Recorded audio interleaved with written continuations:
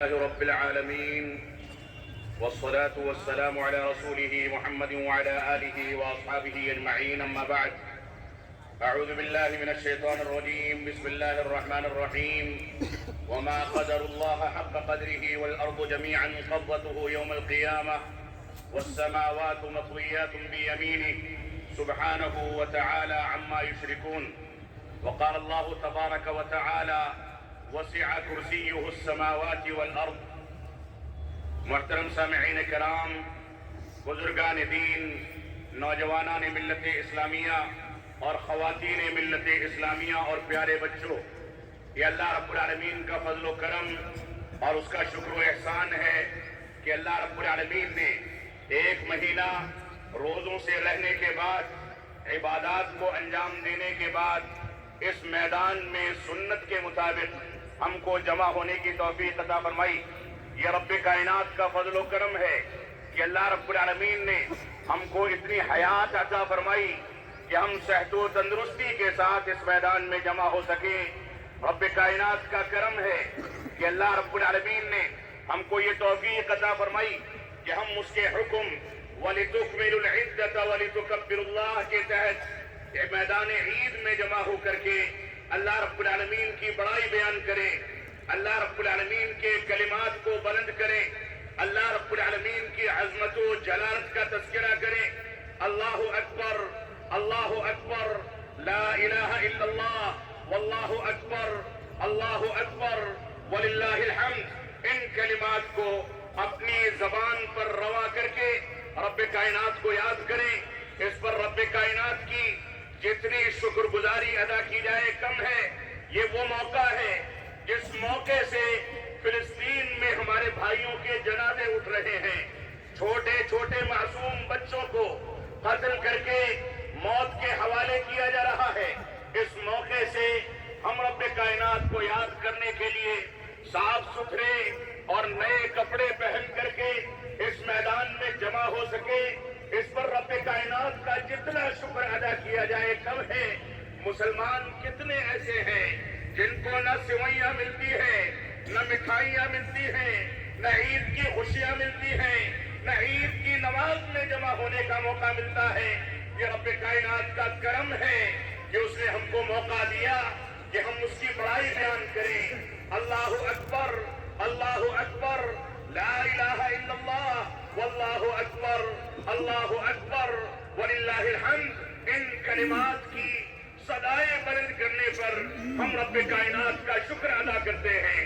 اے رب کائنات، ہم تیرے دربار میں تیرے بھکاری بن کر کے اس بات کی توفیق طلب کرتے ہیں کہ تو ہم کو توفیق عطا فرما کہ ہم توحید کی جانب رجوع کریں. مسلمانوں کو توفیق عطا فرما کہ مسلمان اتباع رسول کی جانب رجوع کرے. مسلمان کو توفیق عطا فرما کہ مسلمان صحابہ کرام کے مقام، صحابہ کرام کی عظمت اور صحابہ کرام کی اہمیت کو سمجھے.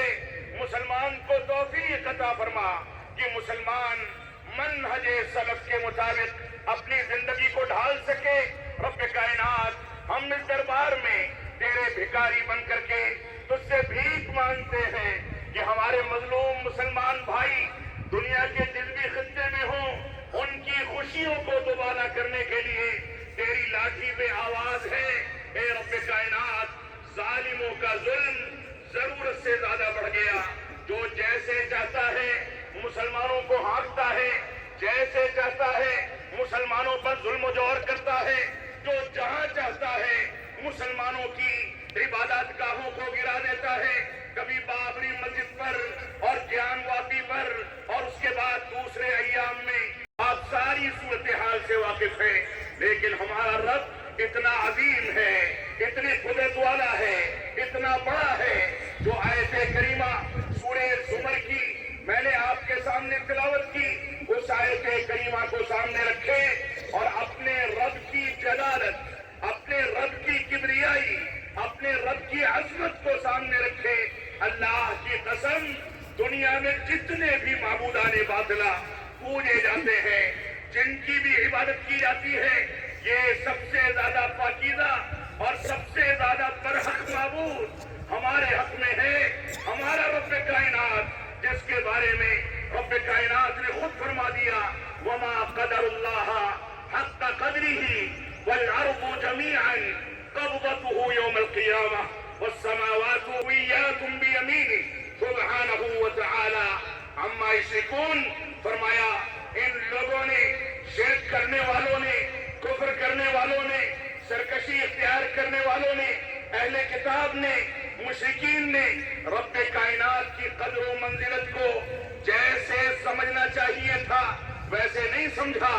اللہ رب العالمین کی عظمت اور کبریائی کو جیسے تسلیم کرنا نہیں سمجھا.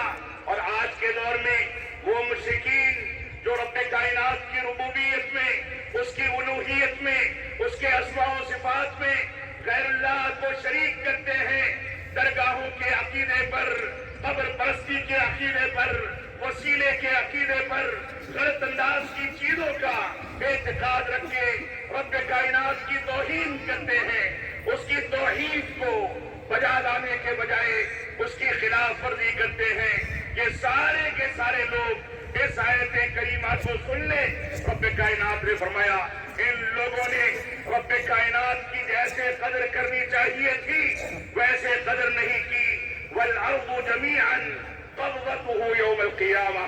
فرمایا کہ قیامت کے دن ساری کی ساری روئے زمین رب کائنات کی مٹھی میں ہوگی. رب کائنات کی جلالت، اس کی عظمت، اس کی شان یہ ہے کہ قیامت کے دن پوری روئے زمین رب کائنات کی مٹھی میں ہوگی. والسماوات مطویات بیمینہ. اور اس کے داہنے ہاتھ میں سارے آسمان لپیٹ لیے جائیں گے. ان ساتوں آسمانوں کو رب کائنات لپیٹ لے گا. سبحانہ وتعالی عما یشرکون. رب کائنات نے فرمایا جن چیزوں کو رب کائنات کے ساتھ شریک کیا جاتا ہے رب کائنات ان سب چیزوں سے پاکیزہ ہے، سربلند ہے، ان چیزوں سے بری ہے اور براءت کا اعلان کرتا ہے. اللہ رب العالمین نے آیت الکرسی میں ارشاد فرمایا وسع کرسیہ السماوات والارض. رب کائنات کی کرسی جو اس کے قدم کا مقام ہے، اس کے پیروں کا مقام ہے، اس کرسی کے بارے میں رب کائنات نے کہا کہ اس کی کرسی آسمانوں پر اور زمینوں پر وسعت رکھنے والی ہے. اب آپ سوچئے رب کائنات کا مقام، اس کی جلالت کو سوچیں کہ اس کے پیر کے مقام کو ہر چیز سے بلند کیا گیا تو اس کا عرش کتنا بلند ہوگا، کتنا عظیم ہوگا. اور خود رب کائنات کی ذات گرامی کتنی عظمت و جلالت کی مالک ہے. ہمیں اس بات کو یاد رکھنا چاہیے کہ رب ہمارا ہے، یہ رب ہم کو پیدا کرنے والا ہے. اس رب نے ہمارے لیے زندگی اور موت کو بنایا، ہم کو روزی روٹی دی. صرف اس رب سے اپنے رابطے مضبوط کرنے، اس رب کی رضامندی کو تلاش کرنے، رب کو خوش کرنے. یہ رب کائنات اگر ہم سے خوش ہو گیا، ہم سے راضی ہو گیا تو اللہ کی قسم دنیا کی کوئی طاقت، ہماری مسجدیں ہوں، ہماری عیدگاہیں ہوں، ہمارے نوجوان ہوں، ہمارا قبلہ اول ہو، قضیہ فلسطین ہو، دنیا کے کسی بھی خطے میں کسی انداز کے مصائب یا مشکلات کا سامنا جو مسلمان کر رہے ہیں، اگر رب کائنات کو راضی کر لیں گے تو ان تنصر اللہ ینصرکم ویثبت اقدامکم. اگر تم رب کائنات کو اس کی مدد کر کے اپنا حامی بنا لو، رب کائنات کی دین کی نصرت اور مدد حاصل کر لو تو رب کائنات ہر مقام پر تمہارا حامی و ناصر ہوگا. ویثبت اقدامکم. اور تمہارے قدموں کو جما دے گا، تمہاری طاقت کو بڑھا دے گا، تمہاری عزت و وقار کو بحال کر دے گا، تم کو سر اٹھا کر کے زندگی گزارنے کا ہنر عطا فرمائے گا، تم کو عزت و وقار عطا فرمائے گا، تم سربلندی کے ساتھ اس دنیا میں زندگی گزار سکو گے. اور آپ دیکھیں ایک روایت میں رسول اللہ علیہ وسلم کے سامنے ایک یہودی عالم آتا ہے، کہتے ہیں روایت ہے جاء حبر من الاحبار. ایک یہودی عالم رسول اکرم صلی اللہ علیہ وسلم کی خدمت میں حاضر ہوا. فقال اور اس کے بعد کہا یا محمد، اے محمد آپ سن لیں، انا نجدو، ہم تورات کے اندر یہ عبارت پاتے ہیں، تورات کے اندر یہ حقیقت موجود ہے، یہ لکھا ہے تورات کے اندر کہ ان اللہ یجعل السماوات علی اصبع والارض علی اصبع والشجر علی اصبع والماء والثرى على اصبع وسائر الخلائق على اصبع فيقول انا الملك. فضحك النبي صلى الله عليه وسلم حتى بدت نواجذه تصديقا لقول الحبر، ثم قرأ وما قدر الله حق قدره والارض جميعا قبضته يوم القيامة.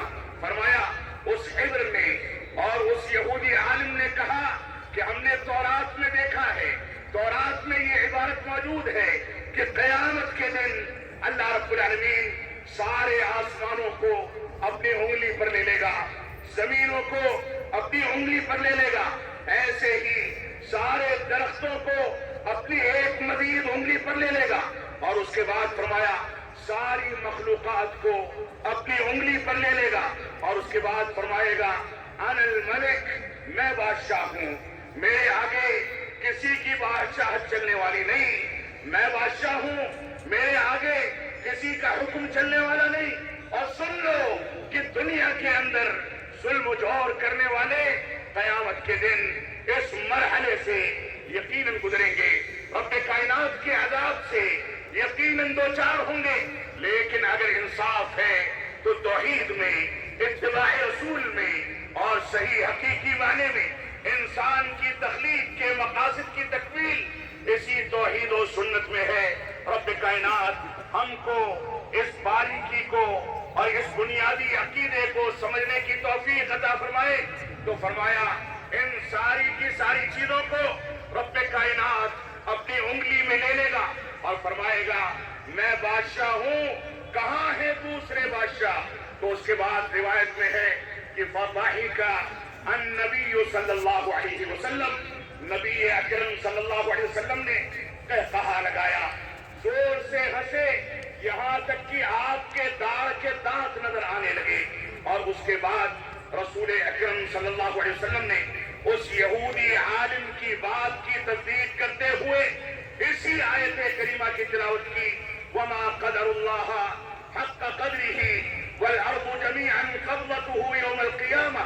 کہ اللہ رب العالمین کو ان لوگوں نے جیسا سمجھنا چاہیے تھا، جیسی قدر و منزلت اس کی تسلیم کی جانی چاہیے تھی، ویسا نہیں سمجھا. لہذا ہماری یہ ذمہ داری ہے کہ رب کائنات کی توحید کو سمجھیں، اس کے مقام کو سمجھیں.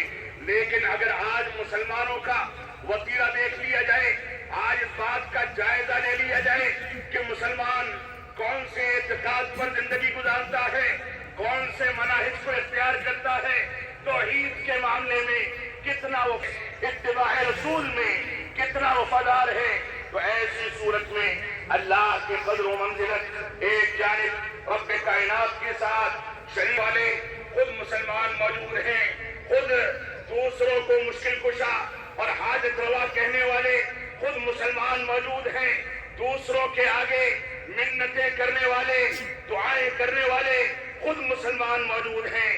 ہماری یہ ذمہ داری ہے کہ ہم انبیاء کو ان کا مقام دیں، انبیاء کو رب کائنات سے آگے نہ بڑھا دے، ائمہ کو ان کا مقام دیں، ائمہ کو انبیاء سے زیادہ نہ بڑھا دے، اپنے مفتیوں کو ان کا مقام دیں. لیکن جہاں شریعت اسلامیہ کا کوئی ضابطہ آ جائے تو ائمہ، مفتیان کرام، علماء، خطباء سب کے سمیت کنارے رہے، وہی بات تسلیم کی جائے جو میرے رب نے آسمان سے فرمائی ہے یا میرے نبی نے اپنے فرمان کے ذریعے اس کی شرح و تفسیر کر دی، یا اس کے صحابہ، اس کے ان ساتھیوں نے جن ساتھیوں کا انتخاب خود رب کائنات نے فرمایا، جن کے بارے میں رب کائنات نے واضح کر دیا کہ رضی اللہ عنہم ورضوا عنہ، کہ رب کائنات ان سے راضی ہو گیا، وہ رب کائنات سے. یہی تین دستور، یہی تین ضوابط، یہی حقیقتیں ہیں جن کے مطابق مسلمان زندگی گزارے گا تو کامیابی اس کے حاصل ہوگی۔ اللہ کے نبی صلی اللہ علیہ وسلم کا فرمان ہے لا تطرونی کما اطرت النصارى ابن مریم، اے لوگوں سن لو، مجھ کو ویسے نہ بڑھاؤ جیسے ابن مریم کو عیسائیوں نے بڑھا کر کے اللہ کا درجہ دے دیا۔ آج کیا مسلمان اس عقیدے میں یہودیوں سے یا عیسائیوں سے پیچھے ہے؟ کیا ان کے اندر یہ عقائد نہیں پائے جاتے کہ رسول اکرم صلی اللہ علیہ وسلم کے بارے میں مبالغہ کیا جائے، آپ کو بشریت سے خارج کیا جائے، آپ کو نور قرار دیا جائے؟ یہ ساری کی ساری مبالغہ آرائی ہے اور یہ خود رسول اکرم صلی اللہ علیہ وسلم کے حکم کی مخالفت ہے۔ اللہ رب العالمین نے ہم کو حکم دیا کہ ہم قرآن و سنت کی پیروی کریں، رسول کی اتباع کریں۔ اللہ رب العالمین کی قدر و منزلت کا ایک تقاضا یہ ہے کہ ہم تقلید شخصی اور شخصیت پرستی کو خیر بات کہہ کر کے توبہ کریں، کیونکہ رب کائنات نے خود فرمایا من یطع الرسول فقد اطاع اللہ، جس نے رسول کی پیروی کر لی گویا اس نے رب کائنات کی پیروی کر لی۔ تو رب کائنات کی عظمت کا، اس کی قدر و منزلت کا تقاضا یہ ہے کہ ہم رسول کی پیروی کریں، صحابہ کرام کے مقام کو سمجھیں اور اس کے مطابق اپنے زندگی کو ڈھالیں۔ رب کائنات نے یہ دنیا میں درگاہیں بنانے والوں، بڑے بڑے دعوے کرنے والوں، غیب کے علم کا دعویٰ کرنے والوں اور مشکل کشائی کرنے والوں، حاجت روائی کرنے والوں، لوگوں کی منتیں پوری کرنے کا دعویٰ کرنے والوں کے بارے میں صرف ایک ٹکڑے میں فرما دیا کہ ضعف الطالب والمطلوب، جن کو پکارا جاتا ہے اور جو پکارتے ہیں یہ سب کے سب بہت زیادہ کمزور ہیں، نہ ان کے اندر پکارنے کی طاقت رب کائنات کی توفیق کے بغیر آ سکتی ہے، نہ جن کو پکارتے ہیں وہ سانسیں لینے، بیماری سے شفا یابی حاصل کرنے میں کائنات کی توفیق کے بغیر کامیاب ہو سکتے ہیں۔ تو ہماری یہ ذمہ داری ہے کہ ہم رب کائنات کے مقام کو سمجھیں۔ ہماری یہ بھی ذمہ داری ہے کہ اپنے مسلمان مظلوم فلسطینی بھائیوں اور مظلوم مسلمانوں کو یاد رکھیں۔ ہم اس بات کو سمجھ لیں کہ ہمارے فریز کے اندر، ہمارے گھروں میں کھیر اور ٹھنڈی سیوئیاں رکھی ہمارا انتظار کر رہی ہے، لیکن ہمارے فلسطینی بھائیوں کا جنازہ اٹھ رہا ہے، کا خون بہایا جا رہا ہے۔ یہ ہماری اپنی کمزوریوں اور کوتاہیوں کا نتیجہ ہے۔ ہم کو چاہیے کہ ہم دین کی جانب رجوع کریں، رب کائنات سے توبہ و استغفار کریں، اللہ رب العالمین کے حقوق کو پہنچانے، توحید و اتباع کو سمجھیں، شرک و بدعات سے توبہ کریں، شخصیت پرستی سے توبہ کریں، قرآن و سنت کے مطابق زندگی گزاریں۔ یہ ہماری بنیادی ذمہ داری ہے۔ وہاں قحط سالی کا سماں ہے اور یہاں ہمارے پاس کھانے کی اتنی محتاج ہے کہ بچ جاتا ہے تو نالیوں میں پھینک دیا جاتا ہے۔ ہماری ذمہ داری ہے کہ ہم اس بات کو سمجھیں کہ کون سے فقراء اور مساکین ہیں، جن فقراء اور مساکین کا ہم کو تعاون کرنا ہے، اور ہم وہ روایت سامنے رکھیں کہ ایک مسلمان کی مثال ایک جسم کے مانند ہے۔ جسم کے کسی حصے کو اگر تکلیف پہنچتی ہے تو پورا جسم اس کو محسوس کرتا ہے۔ ایسے ہی دنیا کے کسی بھی خطے میں مسلمان جو زندگی گزارتے ہیں اگر وہ تکلیف میں ہیں تو ہر مسلمان کی ذمہ داری ہے کہ ان کی تکلیف کو محسوس قرآن و سنت کے مطابق ان کی تکلیف کو محسوس کر کے قرآن و سنت کی جانب رجوع کرے اور قرآن و سنت کی پیروی کر کے اللہ رب العالمین کو یاد کرے، توحید کے حقوق کو ادا کرے، اتباع رسول کو سمجھے، عظمت صحابہ کو سمجھے۔ یہ ہماری ذمہ داری ہے، لیکن ہم کہاں کھڑے ہیں؟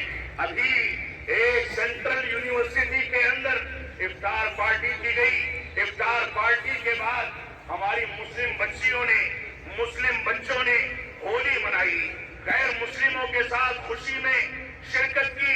یہ کون سا سیکولرزم ہے جس کی بنیاد پر ہم نے اپنے ایمان کو، اپنے دین کو تباہ کر دیا؟ وہ قومیں جو رب کائنات کا نام نہیں سننا چاہتی، وہ قومیں جو ہم کو پنپتا ہوا دیکھنا نہیں چاہتی، وہ قومیں جو ہم کو مسجد سے دور کرنا چاہتی ہیں، وہ قومیں جو ہمارے بچوں کو تعلیم کے میدان میں آگے نہیں بڑھنے دینا چاہتی، ہم چلے ہیں سیکولرزم کے نام پر ان کے ساتھ رواداری اختیار کرنے۔ جو اسلامی رواداری ہے، جو اسلام کے حقوق ہیں، جو اسلام کے ضوابط ہیں، ولا اور برا کی حقیقت ہے، ان چیزوں کو سامنے رکھ کر کے دنیاوی امور میں ان سے روابط رکھنا، تعلقات رکھنا اسلامی تقاضا ہے۔ لیکن ان تعلقات کا یہ نتیجہ نکلے کہ ہم شاہین باغ کے پروٹیسٹ میں بیٹھ کر کے ہون کریں، پوجا کریں، اور اسی طریقے سے ہمارے تعلیمی اداروں میں ہولی منائی جائے، دیوالی منائی جائے، اور مسلمان اپنے مذہب کو، اپنی رواداری کو، اپنے ضوابط کو پیش کر کے ان چیزوں میں شرکت کریں۔ یہ چیز برداشت نہیں کی جا سکتی۔ ہمارے ملک کا آئین ہم کو اس بات کی اجازت دیتا ہے کہ ہم سب اپنے عقیدے پر، اپنے مذہب پر، اپنی ملت پر، اپنے طریقے پر، اپنے ضوابط پر زندگی گزار سکتے ہیں۔ اگر مسلمان اسی انداز سے غیروں کے ہاتھ چڑھتا رہا، ہماری بچیاں مرتد ہو کر کے اغیار میں شادیاں کرتی رہی، تو معاف فرمائیں گے کل ایک دن ایسا آنے والا ہے، یہ بھیڑ دیکھنے کو نہیں ملنے والی، یہ مسجدیں آباد نہیں ہونے والی، رب کائنات کی تکبیرات کو بلند کرنے والے افراد خال خال نظر آئیں گے۔ لہذا دین کی جانب رجوع کریں، شرک و بدعات سے توبہ کریں، دین کو اپنی رائے کے مطابق نہ ڈھالیں، اپنی رائے کے مطابق وضع نہ کریں، مساجد کو رمضان کے بعد بھی آباد رکھیں، ویران نہ چھوڑیں، مساجد کے حقوق کو ادا کریں۔ ہم ایک جانب دیکھتے ہیں کہ فلسطین میں ہمارے مظلوم بھائی بہن اور چھوٹے چھوٹے دودھ پیتے معصوم بچے قتل کیے جا رہے ہیں، اور دوسری جانب گانے بجانے کے دستور کو مسلم ممالک میں بڑھاوا مل رہا ہے۔ ایک جانب ہمارے مظلوم بھائی بہن قتل کیے جاتے ہیں، شہید کیے جاتے ہیں۔ ہم رب کائنات سے دعا کریں گے کہ رب کائنات ان کو شہادت کا مقام عطا فرمائے۔ ایک جانب صورتحال یہ ہے، اور دوسری جانب ہمارے گھروں میں ارتداد کے واقعات، شرک و بدعات کے واقعات، نمازیں چھوڑ کر کے مسجدیں ویران کر کے سونے اور آرام کرنے کے واقعات بڑھتے چلے جا رہے ہیں۔ اللہ نہ کرے کہ رب کائنات کو غضب آئے اور ہم کو اپنے عذاب میں مبتلا کر دے۔ ہماری ذمہ داری ہے کہ ہم ناچ گانے سے، موسیقی سے، میوزک سے، مساجد کو ویران کرنے سے، بے پردگی اور بے حیائی سے اور اس انداز کی چیزوں سے توبہ کریں۔ ہماری خواتین کی ایک بڑی تعداد عیدگاہ میں موجود ہے۔ یہ خواتین اپنی ذمہ داریوں کو محسوس کریں، ان خواتین کے ساتھ ناروا سلوک سے توبہ کی جائے، ان کو طلاق کے بہانے سے چوکھٹ سے باہر کرنے اور غیر شرعی طور پر قرآن کی مخالفت کر کے غلط فتوے دے کر کے ایک مجلس کی 3 طلاق کو 3 شمار کر کے لوگوں کو گمراہ کرنے والے مفتیوں سے رب کائنات ہم کو محفوظ رکھے۔ ان خواتین کے ساتھ ناروا سلوک اور ان کے ساتھ غلط رویے سے توبہ کی جائے۔ یہ خواتین اگر اپنے مقام کو سمجھ لیں تو مردوں کے بالمقابل بچوں کی نئی نسل کی اسلامی تربیت کی ذمہ داری خواتین کے سروں پر زیادہ ہے۔ ان خواتین کی ذمہ داری ہے کہ نئی نسل کی اسلامی تربیت میں اپنا کردار ادا کریں۔ ان خواتین کی ذمہ داری ہے کہ اپنے گھروں کے مردوں کو نکال کر کے مسجدوں سے جوڑیں، صلاۃ فجر میں ان کو بیدار کریں۔ اگر کوئی بیدار نہیں ہوتا ہے تو اس کے چہرے پر پانی پھینک دیا جائے، اس کو زبردستی اٹھایا جائے، اس سے لڑائی جھگڑا کیا جائے، اس سے تکرار کی جائے، لیکن یہ مسجدیں ویران نہ ہونے پائیں، رب کائنات کی حق تلفی نہ ہونے پائے۔ یہ ہماری ذمہ داری ہے۔ ہماری ذمہ داری ہے کہ ملک کی احوال کے تناظر میں ہم اس بات کو سمجھیں کہ بابری مسجد کے بعد گیان وادی پر جو خطرے کی تلوار لٹک رہی ہے، یہ چیزیں مزید بڑھیں گی، مزید آگے بڑھیں گی، مزید واقعات پیش ہوں گے۔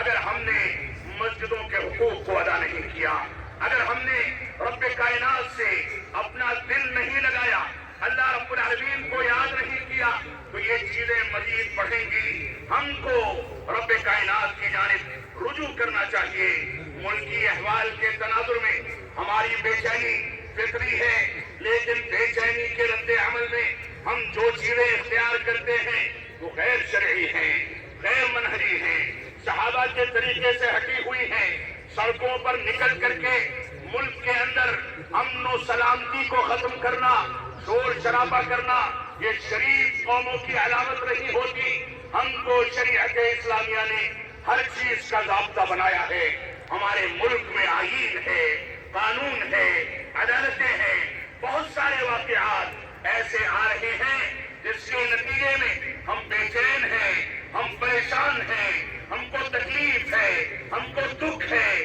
ہم کو پریشانی ہے کہ عدالتوں کے فیصلے بھی اب قانون کے خلاف آنے لگے، لیکن اس کے باوجود ہم عدلیہ کا احترام کرتے ہیں۔ ہم ملک کے اندر بڑھتے کرپشن کو دیکھ کر کے بے چین ہوتے ہیں۔ ملک کا اقتصاد یا ملک کی کرنسی کمزور ہو تو ہم کو دکھ ہوتا ہے۔ ہم چاہتے ہیں کہ ہمارا ملک دنیا کا سب سے عظیم ملک بن کر کے ترقی کر کے اقتصادی لحاظ سے مضبوطی اختیار کر کے ابھرے۔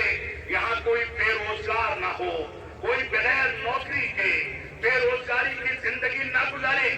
یہ سارے کے سارے احوال جب بنتے ہیں تو ہم کو دکھ ہوتا ہے، کیونکہ ہم اسی مٹی پر پیدا ہوئے ہیں۔ ہم کو غالب یہ ہے کہ اسی میں دفن ہونا ہے۔ لہذا ملک کے اندر بڑھتی بے چینی پر ہم حکام سے اور ملک میں برستے اقتدار لوگوں سے یہ اپیل کریں گے کہ قانون کی بالادستی کو کمزور نہ ہونے دیا جائے۔ کوئی بھی اٹھ کر کے کسی عبادت گاہ کو گرا دے، کسی پر حملہ کر دے، لنچنگ کر دے، کسی کو زد و کوب کرے، یہ ملک کی سالمیت کے لیے خطرناک ہے۔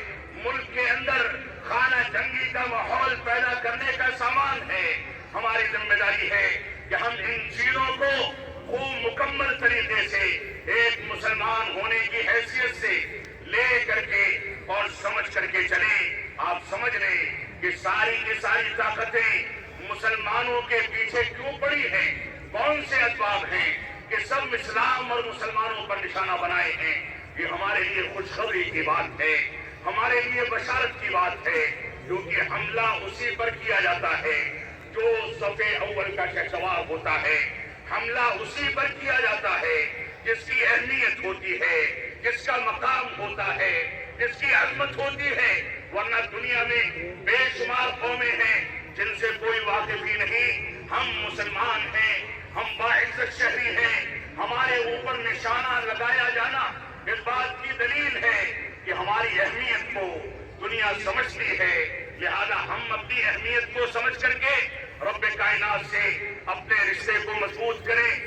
اس کی قدر و منزلت کو سمجھیں، یہ ہماری ذمہ داری ہے۔ رب کائنات کا فرمان ہے وَلَا تَهِنُوا وَلَا تَحْزَنُوا وَأَنْتُمُ الْأَعْلَوْنَ إِن كُنتُم مُؤْمِنِينَ۔ اے لوگوں سن لو، نہ تمہارے لیے کوئی سستی اور کاہلی ہے، نہ کوئی غم کی بات ہے، نہ کوئی افسوس کا مقام ہے۔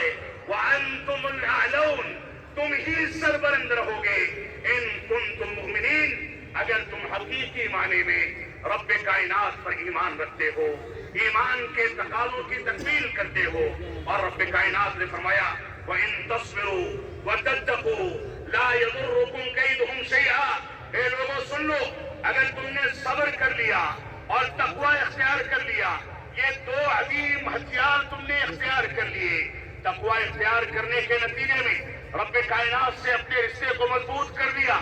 آزمائشیں آتی ہیں تو صبر و تحمل سے کام لے لیا، تو صبر و تقوی اگر تم نے اختیار کر لیا تو گویا اپنے ایمان کو مکمل کر لیا۔ بشارت سنائی گئی لا یضرکم کیدہم شیئا۔ اگر ان دو صفتوں کو اختیار کر لو گے تو ان لوگوں کی چالیں، ان کی سازشیں اور ان کی پلاننگ تم کو کچھ بھی نقصان نہیں پہنچا پائے گی۔